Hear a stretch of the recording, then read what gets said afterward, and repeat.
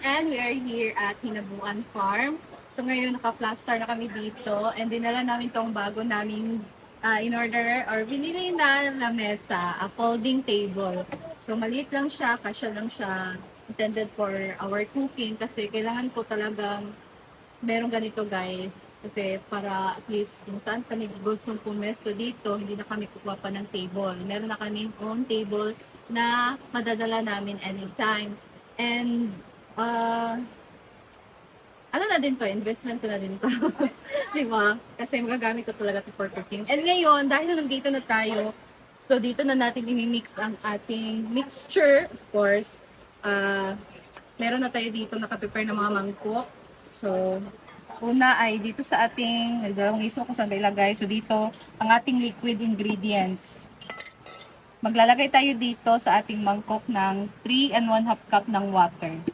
Guys, dito sa ating separate bowl, naglagay ako ng 3 and 1/2 cup na water na merong chicken cubes. Pero kung meron kayong chicken powder guys, yan ang gamitin nyo. Maglagay lang kayo ng 1 tablespoon.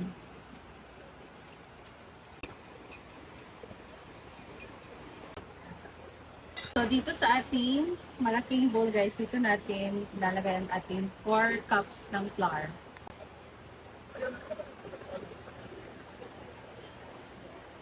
Next guys, na-mix na natin ang dry ingredients, ilagay na natin ang ating gulay. Minced carrots, minced kalabasa, and spring onion na may onion.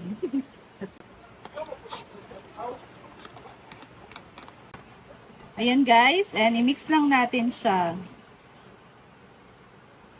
Nagtira ako ng gulay for toppings, kaya huwag niyong ubusin lahat na i-mix.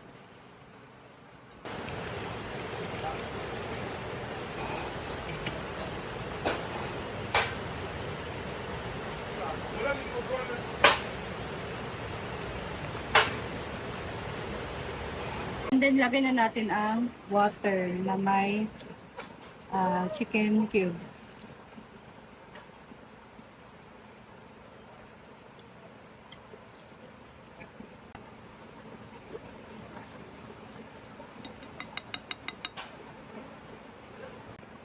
Mix lang natin guys hanggang sa well incorporated na itong ating mixture. So, pwede kayong gumamit ng spatula. Barwis kasi itong ginamit ko guys. Ayan guys, pagkatapos nating na-mix, maglagay tayo ng 1/4 cup ng oil, vegetable oil, and then 1 teaspoon ng vinegar.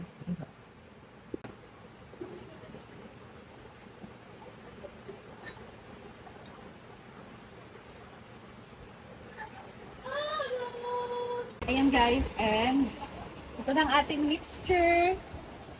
And then, nag-iwan na din ako dito ng cheese for toppings. Pwede din na palaman nyo yung cheese sa loob. Ayan. So, maglagay na tayo dito sa ating mga molder. Ang ginamit ko dito na size ay large size na molder. Matipak. Pwede na kaya to? Ito na yung ginamit ko guys, ang ice cream scooper.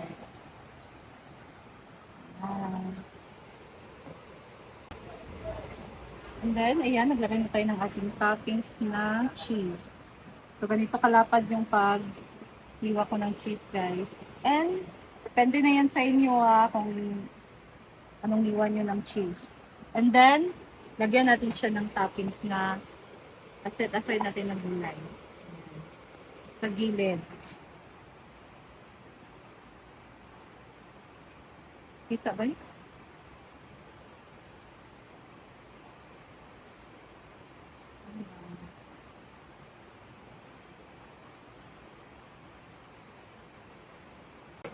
Very healthy na po ito guys kasi veggie talaga siya, no?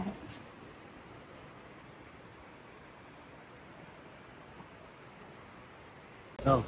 Ayan, ilagay na natin isa-isa sa ating steamer guys. Kasi kumukulo na ang tubig.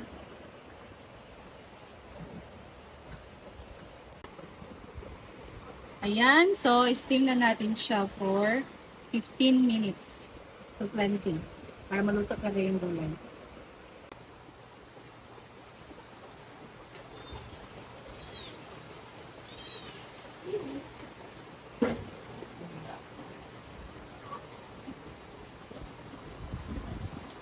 Oh, sarap ng hangin.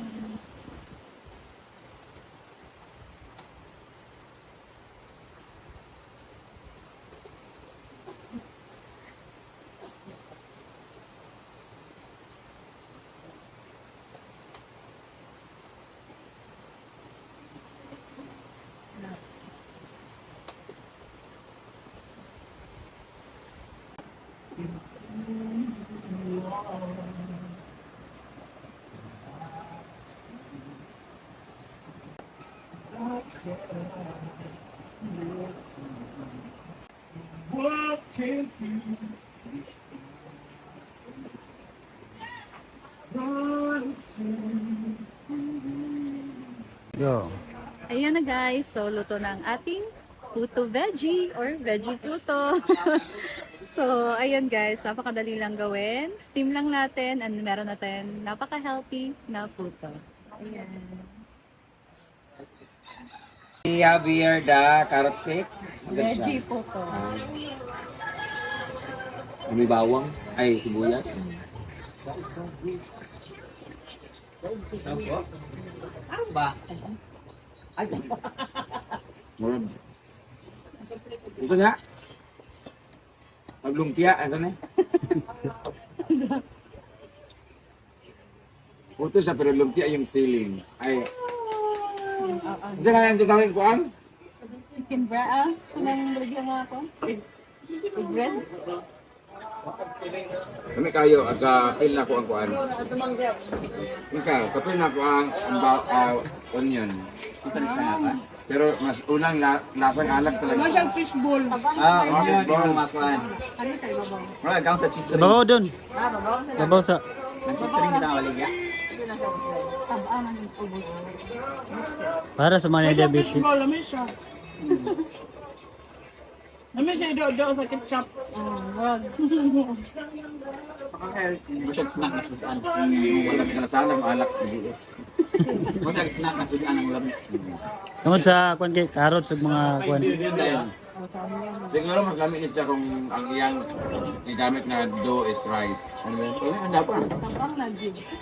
Nay dili tabang. Tabang mo. Ano ba pero nanibago mi.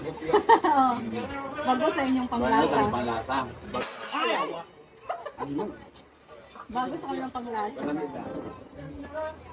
Thank you guys.